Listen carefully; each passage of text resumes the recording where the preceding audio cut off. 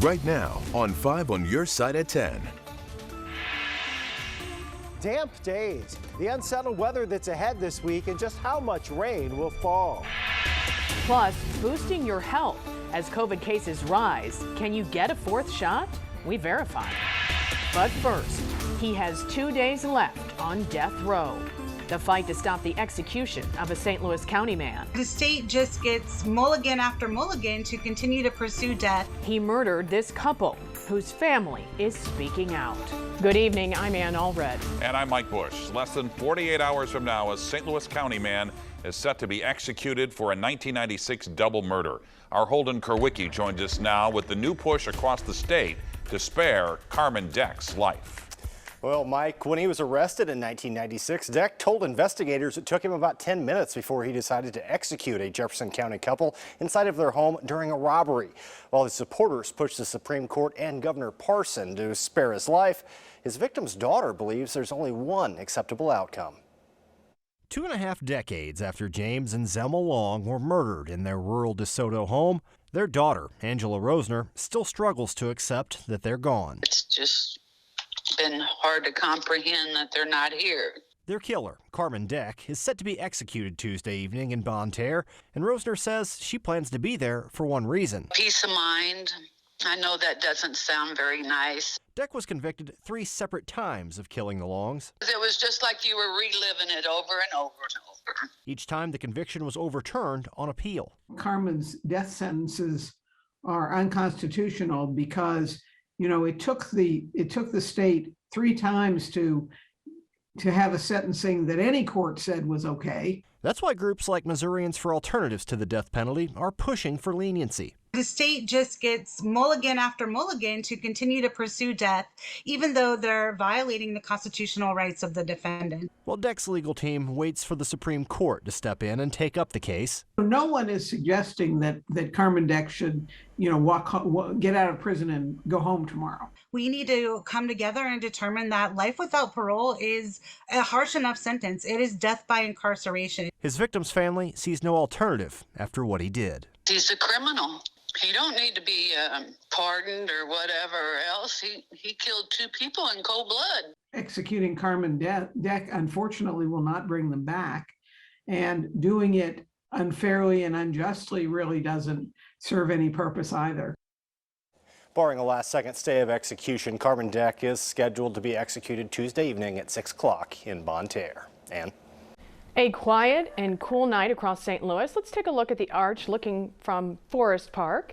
Hopefully you were able to enjoy today's beautiful weather. Chief Meteorologist Scott Connell is tracking a stormy week ahead though, Scott. Yeah, we do have our storm chances this week, and we're going to have 2 or 3 days especially where those rain chances are a bit higher. So I hope you enjoyed today, because it was a gorgeous one. Still quiet out there right now. Out in St. Charles, it's 55. A lot of spots are still above 60 degrees as you get closer into the urban core. 62 right now in Forest Park. We have a few high think clouds trying to roll in from the west. The big storms today have been out across far western Texas, panhandle of Oklahoma, up into eastern Colorado, western Kansas. But you see some of them have been pretty intense. That's a harbinger of things to come. And we will start to see our rain chances increasing as we head into tomorrow afternoon and especially tomorrow night. That's when our chance for some stronger storms will be around. And that chance is higher as you go south and southwest of St. Louis. We'll look into that further and break down the timing on all of this coming up in just a few minutes. All right, Scott, thanks. A St. Charles man drowned in Table Rock Lake this weekend. It happened Friday in Berry County, about 2 miles downstream from the Hickory Hollow Resort. According to the Missouri State Highway Patrol, 65-year-old Kenneth Hedges was trying to paddle his boat to shore after the boat's engine died. He fell out of the boat and drowned. A land grab in a historic river town in the Metro East. People are snatching up free lots in a subdivision on the bluff. 5 on your side's Travis Cummings tells us about the unique incentive reeling residents in. It's a community of people that help each other. It's a river community. It goes back to the 1800s when it was founded. Growth is on its way to the city of Grafton. Population has been pretty steady. It's about 650 people, and it was down from the '93 flood. They lost about 600 homes then. That's when Mayor Michael Morrow says Grafton Hills was born on the bluff. A chance for families to rebuild above the water. It's a great place where people can live, but we've had about 30 lots that we still needed to sell. The city's idea to get more people to town, a land reimbursement program through FEMA. One of the most common things is, what's the catch? Okay, no, there's no catch. Stan Gula was the realtor on the job when word spread quickly about the free land last fall. In the first week, I probably had at least 500 inquiries about the lots. We've had inquiries from Canada to California. Here's how it works. A buyer pays $5,000 for a lot. They have 3 years to build a home on the lot, do a final inspection, and turn in an occupancy permit. At completion, the city puts the $5,000 back in your pocket. Residents who live in the subdivision already say there's so many things that make this town a great place to live. A police station, a school, and of course, the river, drawing everyone in. You have the best of both worlds. It's a very quiet, tranquil, wooded community. So you have all the privacy that you want, but we are just steps away from downtown Grafton where everything's happening. Restaurants, the marina, a couple wineries. Grafton's been home to Rod Jackson for 10 years. Like everyone else, he's happy to welcome his new neighbors to this serene city. A lot of young families, some retirees, so it's a very, very nice mix. Travis Cummings, 5 on your side. The money used to reimburse lot owners comes from the city's escrow account. There were 28 lots up for grabs in Grafton Hills. There are only 5 left, which could be sold by the end of this week. Over the next few weeks, schools will dismiss for summer break, and that means time for summer camp. And with pandemic restrictions easing, the demand is high. A lot of organizations have kind of opened up their camps again. We did virtual camp last year, like many places did. This year, I think everybody who has camp is kind of going whole hog. We actually sold out quite quickly, yes. It's very popular. The St. Louis Zoo's popular summer program is sold out. Circus Harmony is looking to expand its sessions to allow more participants. A great resource for finding summer camps in your area is Blueprint for Summer STL. We have a link with this story at ksdk.com. Some camps are experiencing another effect of the pandemic, staffing shortages. In fact, the city of St. Anne is canceling its day camp program this year. The parks director posted on Facebook that there are not enough candidates to hire as counselors. It was a beautiful day for a walk in Forest Park, and for some that meant helping in the fight against muscular dystrophy. A big crowd on hand for the annual Muscle Walk for MDA. I was honored to be the MC for the event, which raises money for support, care, and research for patients dealing with these devastating diseases. Patients like little Holden Alessi, who was just 13 months old and was diagnosed with Duchenne muscular dystrophy, a progressive disease that weakens the muscles. It was devastating. I mean, you have expectations and dreams for your children when they're born, and none of them involve diseases like this without a cure. And with, there's a lot of hope. I'm filled with a lot of hope because of all of the treatments coming through trial right now. I'm very excited about what possibilities might be for him in his future.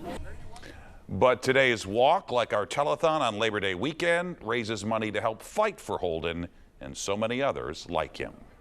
It's the night the lights went out on the St. Louis Arch. The lights at the legs of the arch were turned off tonight. They'll stay off for the next 2 weeks to help migrating birds flying at night. It's part of the Audubon Society's program called Lights Out. They say home is where the heart is, and this home has plenty of heart. The special household making a difference for people with intellectual disabilities and their families. She's St. Louis's funny girl. Taylor Swift is my best friend, and I don't know her. The big party comedian Nikki Glaser held tonight in the Lou to celebrate her new show about living in her hometown. Not only is it pretty damp at times this week, but it's not especially warm. There are signs warmer weather's on the way, and I'll show you why it's coming just in the nick of time.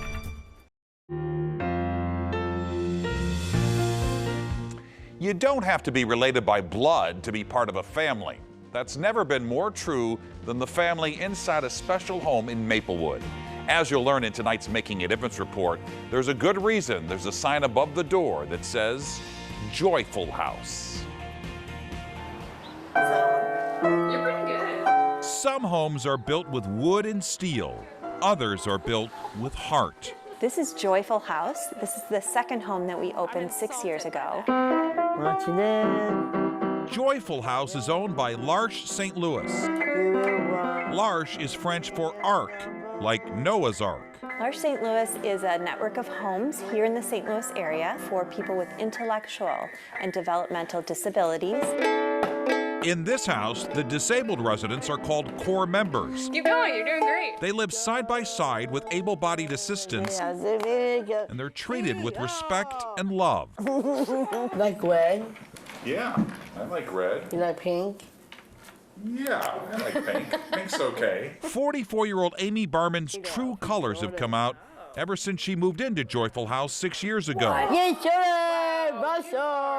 But they almost never got a chance to shine. She was born with Down syndrome and has many health challenges. And then the only life she ever knew was upended when both her parents passed away. She moved in with her sister Jen and her family here in St. Louis, but it was a struggle to find the right support. It was hard to find people that could care for Amy, even in our house while we would go to work. She has a seizure disorder, so sometimes they would call and say she's had a seizure.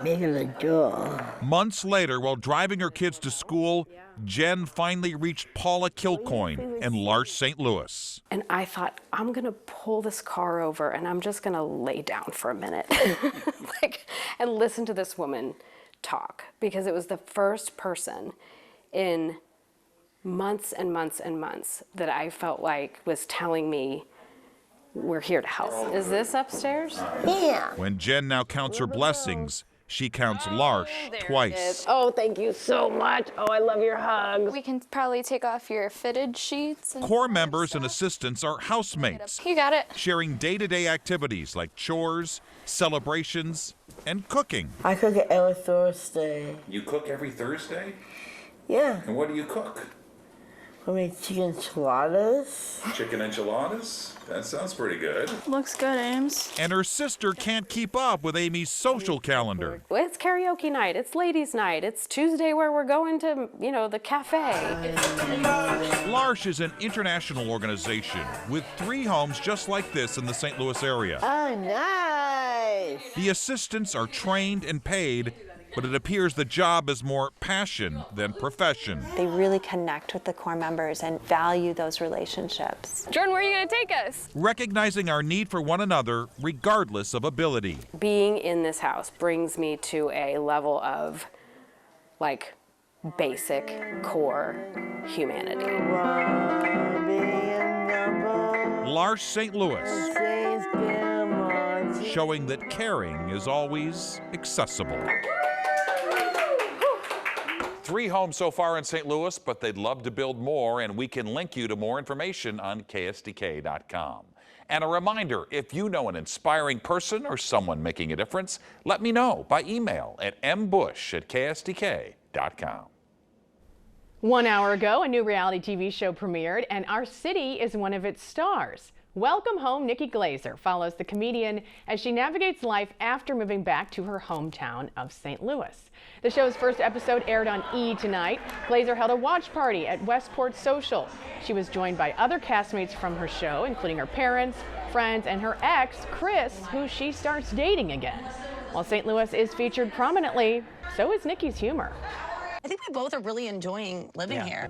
There's a lot of interesting pieces that my mom has collected over the years that my sister and I are going to have to fight over who throws it out first. Do you have any place? Nikki Glaser airs Sunday night at 9 o'clock on E! That sounds like my kids. You want some of this stuff? No. We don't want any of this stuff. All right, let's turn to Scott once again and talk about all that rain that's headed our way. We're gonna get waves of rain this week, and it's not continuous. Tomorrow's actually gonna end up starting really nicely, and then by the end of the day, the clouds are back. Lambert right now looking pretty good. We've seen the flights coming and going here without any big problems, and it's still 61 degrees at Lambert right now. The low clouds have been holding up to our north. You know, we had some of those flirting with St. Louis early this morning, but the brunt of those low clouds and the cooler air shifted onto the north and east. There are a couple little showers trying to develop out here in Kansas City. That's not going to impact us. The bigger weather system is farther to the west. There have been some monster hailstorms tonight across parts of Texas, western portions of Oklahoma, up into parts of Kansas. But the main storm system itself still back here over the Rockies. It's going to take a while to get through here, and we think we're in pretty good shape for tomorrow's ball game. Yeah, the Cardinals have that makeup game tomorrow with the Royals at 12:15, getting in that game from the 13th of April that was rained out. So in the 60s at game time tomorrow, and then we'll see temperatures climb into the 70s before any showers get in. Hopefully that's right about a little after the 9th inning and the game's over. 61 degrees right now. Our high today was 72. 54 was our low this morning. We had a dry day today. Of course, we did have some showers and storms yesterday. We'll start with some sunshine tomorrow. If you have work to do outside tomorrow, especially if you're trying to do that yard work, really pick up the pace here towards late morning, early afternoon, because the showers will start showing up on the radar and be reaching the ground by later in the afternoon. So 3, 4, 5 o'clock, which for a lot of folks, if you're starting really early, is quitting time anyway. That rain's on our doorstep here late tomorrow afternoon. It is pushing in, though, towards drier air, and so some of that will tend to fizzle a little bit. Storm Prediction Center's targeting this area, though, from Oklahoma into Kansas and southwest Missouri for the potential of some stronger storms. And they've nudged this a little farther closer to St. Louis. St. Louis just in that level 1 risk, but as you get down towards Rolla, down towards Potosi and Farmington, there's a little better chance we could see some stronger thunderstorms heading into tomorrow night. It's a chance, it's not a guarantee. We'll see scattered showers tomorrow afternoon into tomorrow evening. Then there's your potential of some stronger thunderstorms coming in here very late tomorrow night, very early on Tuesday, and then they're out of the picture. Tuesday's just a few scattered showers around. But our rainfall totals between now and, say, 7 o'clock Wednesday morning, we're going to get under some heavier showers. Expecting 1/2 inch to 1 inch of rain, some rumbles of thunder, and potentially some stronger storms. Most of the rain on Tuesday's early, and then we have some dry time. Wednesday coming in at the nighttime hours, and that'll take us into Thursday and early on Friday. Most of the severe weather threat should stay well to our south that round. And then we dry out and warm up. Mother's Day, close to 80 degrees. Well, they deserve it. Don't forget, everyone. You too. You only have what, six days? That's right. All right. If you have tickets to tomorrow's Cardinals-Royals game, you'll need to get to the ballpark a lot earlier than you expected. First pitch has been moved. It was 3:15. Now it's 12:15. That's because they want to get that game in before the storms move in. The game was already postponed on April 13th due to the weather. A summer surge of COVID, the former White House doctor says it's inevitable. Plus, we verify if you're eligible for a booster shot. A former member of President Trump's White House COVID response task force says southern parts of the country should prepare now for a summer surge of COVID-19. Each of these surges are about 4 to 6 months apart. That tells me that natural immunity wanes enough in the general population after 4 to 6 months that a significant surge is going to occur again. Dr. Deborah Burke says it's now predictable the South will see surges in the summer months and the North will see surges across the winter months, especially around the holidays. She says this information can help us better prepare with testing and booster shots. COVID cases are slowly on the rise as masks are no longer required on public transportation. People want to make sure they're fully protected. Our Verify team answers some questions about a 4th booster. Here's Megan Bragg. Our sources for these questions are family physician Dr. Carla Robinson, cardiologist Dr. Pyle Coley, the National Institute of Allergy and Infectious Diseases, and the CDC. The first question, is the second booster available for everyone? According to the CDC, people eligible for the second booster are adults 50 and older, people 12 and older who are moderately or severely immunocompromised, or people who got a primary and booster dose of the Johnson & Johnson vaccine. Right now, if you're not in that one of those categories. It's not available to you, although I do certainly expect that more data will come. So we can verify that no, the second booster is not available for everyone. The second question comes from Stephen H. He asks, I had Moderna vaccinations and first booster. Multiple people tell me I should get Pfizer for my second booster to improve protection. Is there any truth to this? We have two very high quality studies that just came out that tell us if you mix and match different manufacturers, so Pfizer and Moderna, not only do you boost the total number of antibodies, you boost the infection fighting cells called T cells, but you actually also make different types of antibodies. One of those studies is from the National Institute of Allergy and Infectious Diseases. Researchers found people produced antibody responses from all three booster vaccines, no matter which vaccine they originally received. However, a booster of a different vaccine caused similar or higher antibody responses than a booster of the same vaccine. So we can verify that yes, you get improved protection if you mix and match boosters. With your Verify, I'm Megan Bragg. What can we verify for you? Text the word verify to 314-425-5355 to get in contact with the Verify team. The Blues drop the puck on the playoffs tomorrow night. The familiar voice returning for the Notes chase for the cup.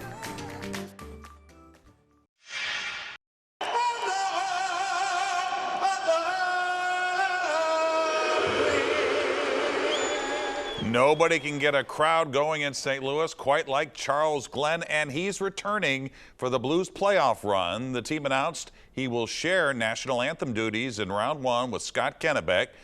Glenn retired in 2019 after 19 seasons due to his battle with multiple sclerosis.